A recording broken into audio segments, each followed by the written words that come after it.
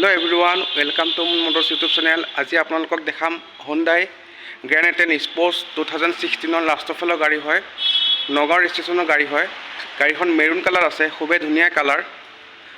Bumper to bumper original পেইণ্টত আছে। Engine body চিল পাব। ইয়াৰ আস্কিং আছে আপোনাৰ 340, অন টেবল নেগচিয়েবল হ'ব।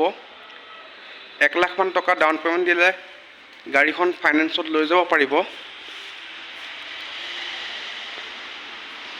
টায়াৰ প্ৰফাইলটো দেখিবলৈ পাইছে 70 to 80% আছে। আহক ইয়াৰ ইণ্টেৰিয়ৰ প্ৰফাইলটো চাওঁ।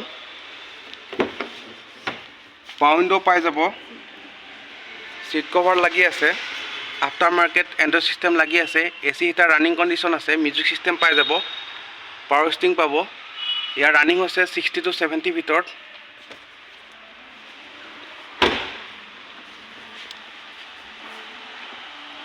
গাড়ীখন যদি কাৰোবাৰ পচন্দ হৈছে স্ক্ৰীণত দিয়া নাম্বাৰত কণ্টেক্ট কৰিলে হ'ল। ধন্যবাদ।